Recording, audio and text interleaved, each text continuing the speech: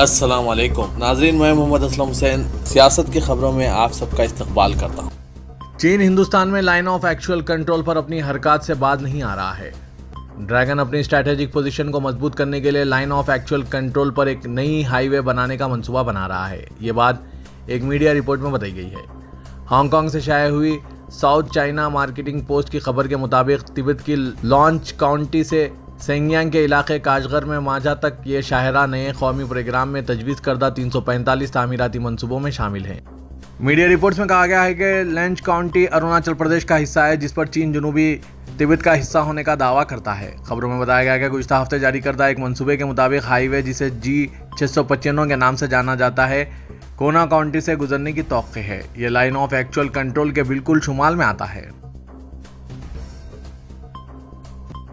केरला में मेडिकल दाखिला इम्तिहान नीट के दौरान तालिबात के ज़ेर जामा उतारने के मामले में 2 असातिज़ा को गिरफ्तार किया गया है। ये दोनों असातिज़ा इम्तिहान के इंचार्ज थे।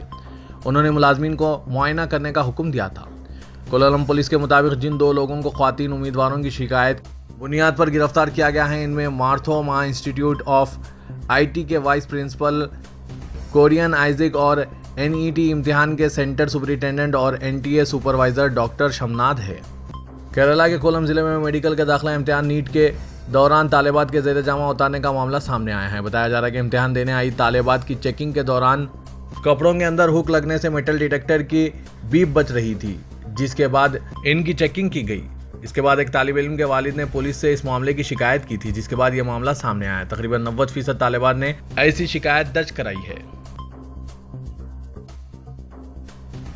हक़ाइक़ को मंजर-ए-आम पर लाने और नफरत फैलाने वालों को बेनकाब करने की पादाश में 23 दिनों तक कैद में रहने के बाद चारशंबे की रात मोहम्मद ज़ुबैर को बिलाखिर रिहाई नसीब हुई। सुप्रीम कोर्ट की सख्त हिदायत पर चारशंबे की शाम ही ने तिहाड़ जेल से रिहा किया गया है। वज़ीर के सुप्रीम कोर्ट ने उत्तर प्रदेश हुकूमत की सरजनिश करते हुए चारशंबे की दोपहर जो फैसला सुनाया, इसमें ताकीद की गई थी कि शाम 6 बजे से पहले ऑल्ट न्यूज़ के शरीक बानी ज़ुबैर को रिहा किया जाए। सुप्रीम कोर्ट ने उत्तर प्रदेश में दर्ज तमाम 6 मामलात में मोहम्मद ज़ुबैर को न सिर्फ अबूरी ज़मानत दी, बल्कि वहाँ दर्ज इनके खिलाफ तमाम मुकदमों को दिल्ली मुंतकिल करने का भी हुक्म सुनाया। अदालत ने ज़मानत देते वक्त उत्तर प्रदेश पुलिस की इस अपील को भी ठुकरा दिया कि ज़ुबैर के ट्वीट करने पर पाबंदी आयद की जाए। कोर्ट ने कहा कि किसी सहाफ़ी को लिखने से कैसे रोका जा सकता है।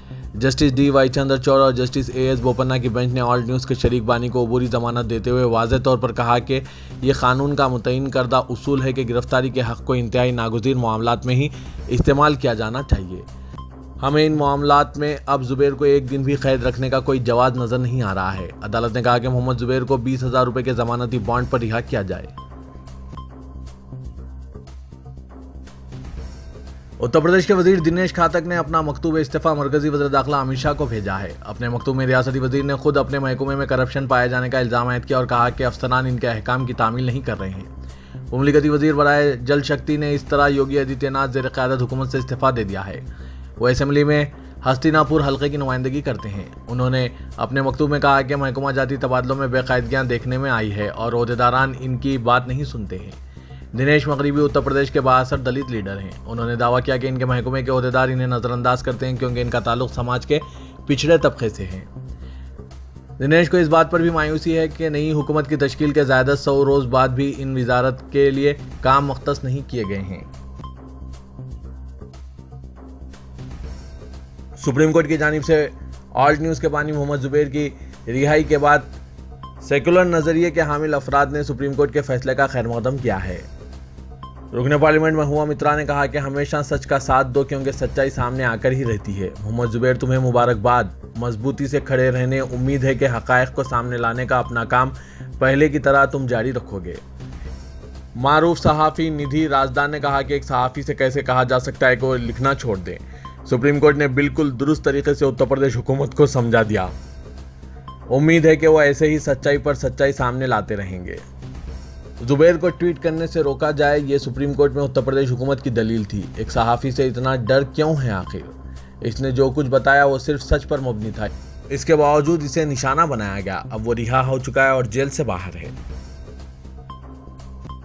महाराष्ट्र में जारी सियासी बहरान पर उद्धव ठाकरे की क़यादत वाले कैंप और एकनाथ शिंदे खेमे की दरख्वास्तों पर चीफ जस्टिस एनवी रमन्ना की बेंच में समाअत हुई, जिसमें दोनों जानिब से जबरदस्त दलाइल दिए गए। वकला के दरमियान तू मैं भी हुई, लेकिन चीफ जस्टिस ने समाअत 1 अगस्त तक मुलतवी कर दी।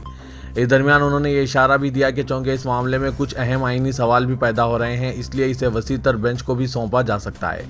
समाअत के दौरान सीनियर वकील कपिल सिब्बल और अभिषेक मनु सिंघवी उद्धव ठाकरे की तरफ से पेश हुए।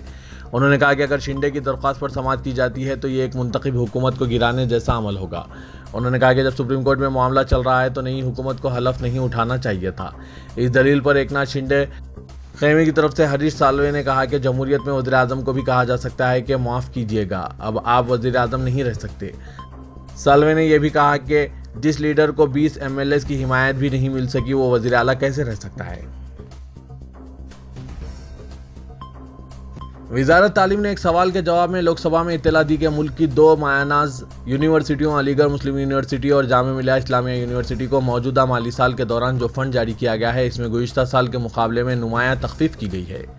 दिवायर की रिपोर्ट के मुताबिक केरला के कांग्रेस रुकन पार्लियामेंट TN प्रतापन के एक सवाल में मुल्क की 5 यूनिवर्सिटियों जवाहरलाल नेहरू यूनिवर्सिटी नई दिल्ली, जामिया मिलिया इस्लामिया नई दिल्ली, अलीगढ़ मुस्लिम यूनिवर्सिटी, राजीव गांधी यूनिवर्सिटी, एटांगर और बनारस हिंदू यूनिवर्सिटी को दिए गए फंड की तफसील फराहम करने का मुतालबा किया गया था। सवाल के जवाब में वज़ीर मुमलिकत बराए तालीम सुभाष ने इन यूनिवर्सिटियों को 2014 से फंड की तफसील फराहम की।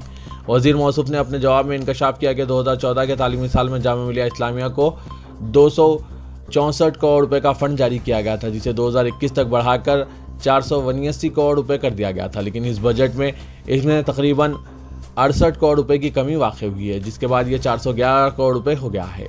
इसी तरह अलीगढ़ मुस्लिम यूनिवर्सिटी का बजट 2014 में 663 करोड़ रुपए था, जो 2021 तक 1520 करोड़ रुपए हो गया था, लेकिन मौजूदा तालीमी साल में AMU के बजट में तकरीबन 306 करोड़ रुपए की कमी हुई है और अब ये 1214 करोड़ रुपए हो गया है। गुलकार सिद्धू मूसेवाला की हलाकत में मुमय्या तौर पर मुलविस 2 गैंगस्टर अमृतसर में पंजाब पुलिस के साथ एक इनकाउंटर में हलाक हो गए।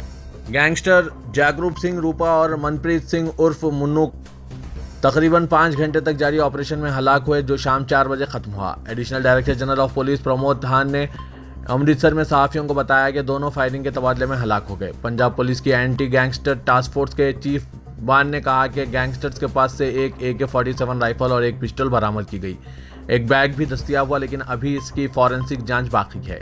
उन्होंने कहा कि 3 पुलिस मुलाजमीन भी इनकाउंटर के दौरान जख्मी हुए, लेकिन वो खतरे से बाहर हैं। कुल हिंद मजलिस इत्तेहादुल मुस्लिमीन के मजीद 3 कॉरपोरेटर्स ने मध्य प्रदेश के खरगोन बल्दिया से कामयाबी हासिल की है। मध्य प्रदेश के बाद शहरों में 2 मरहलों में बल्दी इंतखाबात मुनक्किद हुए। दूसरे मरहले में खरगोन और रतलाम के नतायज जारी हुए। इनमें खरगोन म्यूनसिपल कॉरपोरेशन से मजलिस की वार्ड नंबर 2 की उम्मीदवार अरुणा उपाध्याय, वार्ड नंबर 15 से शकील खान और वार्ड नंबर 27 से शबनम अदीब कामयाब हुए। अरुणा उपाध्याय ने BJP के उम्मीदवार को शिकस्त दी, जबकि शकील खान ने और शबनम अदीब ने आज़ाद उम्मीदवारों को शिकस्त दी। सदर कुल हिंद मजलिस इत्तेहादुल मुस्लिमीन और रुकन पार्लियामेंट हैदराबाद असदुद्दीन ओवैसी ने मध्य प्रदेश की बल्दी इंतखाबी मुहिम में शिरकत की थी, तहाँ वो खरगोन और रतलाम नहीं जा सके थे। मजलिस ने मुख्तसर वक्त में अपने उम्मीदवारों को खड़े करते हुए सिर्फ चंद दिन की मुहिम चलाई, जिसमें मजलिस के खरगोन में 3 उम्मीदवार कामयाब हुए हैं। वादरे के 3 दिन कबल पहले मरहले के जो इंतखाबी नतायज जारी हुए, इसमें मजलिस के 4 उम्मीदवार कामयाब हुए थे। अपोजिशन अरकान का पुरजोर एहतजाज जारी रहने की वजह से लोकसभा में कार्रवाई तीसरे दिन भी दरहम बरहम होकर रह गई। अपोजिशन चाहती है कि बढ़ते दाम और रोजमर्रा इस्तेमाल की बाद अशिया पर लगाए गए GST पर फौरी बहस हो। ऐवान की कार्रवाई जैसे ही शुरू हुई, स्पीकर ओम बिरला ने एहतजाजी अरकान से कहा कि वो इन्हें वक्फे सिफर में मसाइल उठाने का मौका देंगे। उन्होंने कहा कि ऐवान बहस के लिए है, नारेबाजी के लिए नहीं। इस किस्म का रवैया ऐवान के वक़ार के मुनाफी है। वज़ीर पार्लिमानी उमूर प्रहलाद जोशी ने कहा कि स्पीकर के तयख़ुन के बावजूद अरकान का ऐवान के वसत में पहुंच जाना और एहतजाज करना ठीक नहीं है। उन्होंने पूछा कि आया एहतजाजी अरकान बहस में दिलचस्पी रखते हैं या नहीं। हंगामा जारी रहने पर ओम बिरला ने कार्रवाई मुलतवी कर दी। बिहार के मोतिहारी जिले के ढाका मदरसे में NIA ने चारशुंबे को छापामारी की है। यहां से NIA ने मौलाना असगर अली को गिरफ्तार करके अपने साथ ले गई। बताया जा रहा है कि असगर अली को फिलहाल पटना ले जाया गया, जहां इनसे पूछताछ की जा रही है।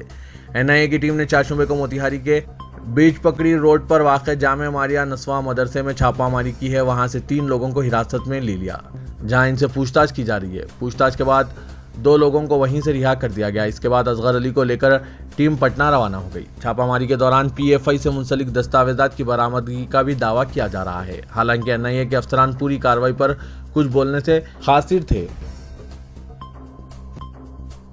मशहूर समाजी कारकुन तीस्ता सेटलवाद की गिरफ्तारी और इनके खिलाफ गुजरात पुलिस के जरिए आयद करदा इल्जामात को citizen for piece and justice ने बेबुनियाद और मज़ाक़ खैज़ करार दिया है। सीजेपी के ट्रस्टीज ने एक मुश्तरका बयान जारी करके तीस्ता सेटलवाद पर लगाए गए इल्जामात को सरासर मुस्तरद करते हुए इनकी जल्द रिहाई की उम्मीद भी जाहिर की है। मुश्तरका बयान में कहा गया है कि हम citizen for justice and peace के ट्रस्टीज हैं, जो कि 20 साल से ज़्यादा अरसे से हिंदुस्तान भर में इंसानी हुकूक़ के लिए काम कर रहे हैं। तीस्ता सेटलवाद, जो कि इस इदारे की ट्रस्टियों में से एक है और चीफ जस्टिस की सेक्रेटरी है, इनको गुजरात पुलिस ने गिरफ्तार कर लिया है और फिलहाल वो साबरमती वुमेन जेल अहमदाबाद में बंद है। 25 जून 2022 को जिस तरह से इन्हें गिरफ्तार किया गया और इन पर हमला किया गया, हम इसकी शदीद मजम्मत करते हैं।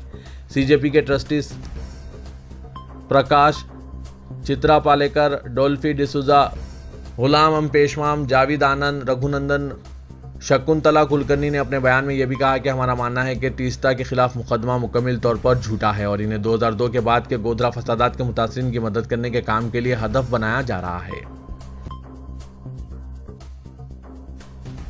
सऊदी वज़ीर ख़ारिजा शहजादा फैसल बिन फरहान ने कहा है कि आलमी मंडी में तेल की कोई किल्लत नहीं है। असल मसला ऑयल रिफाइनरी की पैदावारी सलाहियत में कमी है। अल अरबिया चैनल के मुताबिक सऊदी वज़ीर ख़जाना ने टोक्यो में सहाफ़ियों से गुफ्तगू करते हुए मज़ीद कहा कि आज तक हमें बैनुल-अक़वामी मंडी में तेल की किल्लत नज़र नहीं आई है। दरअसल तेल रिफाइनरियों की कमी है। हमें रिफाइनरियों का दायराकार बढ़ाने के लिए मज़ीद सरमायाकारी करनी होगी। तेलंगाना सेक्रेटरीट के अहाते में दोनों मसाजिद की तामीर का काम जारी है और तौक़े है कि दिसंबर तक दोनों मसाजिदों की तामीर का काम मुकम्मल कर लिया जाएगा। सेक्रेटरीट की इमारत की तामीर का काम उम्मीद की जा रही है कि नवंबर तक जारी रहेंगे और चीफ मिनिस्टर के चंद्रशेखर राव दिसंबर में नए सेक्रेटरीट में कदम रखेंगे। बताया जा रहा है कि हुकूमत ने सेक्रेटरीट की इमारत की तकमील तक मस्जिद, मंदिर और चर्च की तामीर भी मुकम्मल करने की हिदायत दी है। हुकूमत ने 1600 मुरब्बा गज अराजी पर दोनों मसाजिद और इमाम व मौज़न के लिए क्वार्टर्स की तामीर का फैसला किया है। जराइम पर काबू पाने के लिए फ्रेंडली पुलिसिंग के उन्वान से तेलंगाना पुलिस ने कॉर्डन सर्च मुहिम का आगाज़ किया ताकि अवाम में एतमाद बहाल हो और मुजरिमाना सरगर्मियों में मुलविस अफराद की निशानदेही की जा सके। हैदराबाद में इब्तदा में कॉर्डन सर्च मुहिम पर एतराज़ात किए गए, ताहम पुलिस ने मुहिम के मकासद की तशहीर करते हुए अवामी तायीद हासिल कर ली। हैदराबाद में कॉर्डन सर्च का आगाज़ हुआ, लेकिन बतदरीज ये मुहिम हर ज़िले में वसअत इख्तियार कर चुकी है। भारी पुलिस फोर्स के साथ इलाकों की नाकाबंदी करते हुए घर घर तलाशी या फिर मकीनों के बारे में मुकम्मल मालूमात हासिल की जाती है। मुहिम के नतीजे में जराइम में मुलविस अफराद का पता चलाने में मदद मिल रही है और मसरूक़ा गाड़ियों को बाजियाब किया जा सकता है। अजला में भी वक्फे से मुश्तबा इलाकों में कॉर्डन सर्च ऑपरेशन किया जा रहा है। तेलंगाना की यह मुहिम अब अपनी मकबूलियत के नतीजे में दीगर रियासतों तक फैल चुकी है। आंध्र प्रदेश, दिल्ली और पंजाब पुलिस ने कॉर्डन सर्च इख्तियार करते हुए जराइम पर काबू पाने की कोशिश की है। डायरेक्टर जनरल पुलिस पंजाब ने बताया कि कॉर्डन सर्च के नतीजे में अवाम में एतमाद बहाल करने में मदद मिल रही है। उन्होंने कहा कि अवाम के भरपूर ताउन से ये मुहिम जारी है। शहर हैदराबाद के मेट्रो स्टेशन में एक लड़की की जानिब से किया गया रुख्स का वीडियो सोशल मीडिया के अहम प्लेटफॉर्म्स पर तेजी के साथ वायरल हो गया। ताहम इस लड़की के खिलाफ मेट्रो हुक्काम कार्रवाई पर गौर कर रहे हैं। इस वीडियो में दिखाया गया है कि यह लड़की जो टॉप और जीन्स पहनी हुई है, सोशल मीडिया पर रील्स के लिए तेलुगु फिल्म के गीत पर रुख्स कर रही है। इसका यह मुख्तसर वीडियो देखते ही देखते सोशल मीडिया पर वायरल हो गया। इस पर इंटरनेट इस्तेमाल करने वालों का मिला जुला रद्द-ए-अमल सामने आया है। बाज़ अफराद की जानिब से इस लड़की के खिलाफ की गई शिकायत की बुनियाद पर मेट्रो रेल के ओहदेदारों ने इसके खिलाफ कार्रवाई का फैसला किया और इस सिलसिले में तफसीलात हासिल की। ओहदेदारों ने अचानक मेट्रो स्टेशन पर इस तरह के रुख्स पर एतराज़ किया और निशानदेही की कि इस लड़की के खिलाफ कार्रवाई की जाएगी। Telangana board of intermediate education ने पर्चेजात की जांच के लिए रिवायती तरीक़ेकार के बजाय डिजिटलाइज्ड जांच की मनसूबाबंदी की है। इस सिलसिले में हुकूमत को तजवीज़ रवाना की गई है। डिजिटलाइज्ड जांच के नतीजे में खामियों के इम्कानात कम रहते हैं। फिलवक्त जवाबी पर्चेजात की जांच शख्सी तौर पर माहिरीन के जरिए कराई जाती है। नए तरीक़ेकार की मंजूरी की सूरत में स्कैन किए हुए जवाबी पर्चेजात जांच करने वालों को रवाना किए जाएंगे, जिसके तहत तलबा की तफसीलात बारकोड के तहत रहेंगी। जांच करने वालों के हर मजमून के निशानात सॉफ्टवेयर में दर्ज करना होगा। नए तरीक़ेकार से निशानात की जांच में न सिर्फ मदद मिलेगी बल्कि नतायज जल्द जारी किए जा सकेंगे। सरूरनगर पुलिस ने चीफ मिनिस्टर के चंद्रशेखर राव के खिलाफ इश्तियाल अंगेज रिमार्क्स पर बीजेपी के निजामाबाद के रुकन पार्लियामेंट डी अरविंद के खिलाफ मुकदमा दर्ज कर लिया है। शहर से ताल्लुक़ रखने वाले एक एडवोकेट जिनकी शिनाख्त रवि कुमार के तौर पर की गई है, सरूनगर पुलिस से रुजू हुए और कहा कि रुकन पार्लियामेंट ने बीजेपी के रियासती दफ्तर में 13 जुलाई को मुनक़िदा प्रेस मीट के दौरान चीफ मिनिस्टर और दीगर अफराद के खिलाफ बदकलामी की थी। उन्होंने कहा कि यूट्यूब पर उन्होंने ये प्रेस कॉन्फ्रेंस देखी। इस शिकायत की बुनियाद पर पुलिस ने अरविंद के खिलाफ ताज़रात हिंद के मुख्तलिफ दफ़ात के तहत एक मामला दर्ज कर लिया है। तो ये था आज का खबरनामा। खबरों से मुतालिक कमेंट के जरिए आप अपने ख्यालात पेश कर सकते हैं और साथ ही इस वीडियो को लाइक कीजिएगा। तो मैं मोहम्मद असलम हुसैन अब आप सबसे इजाज़त तलब करता हूँ। तो दीजिए इजाज़त। अल्लाह।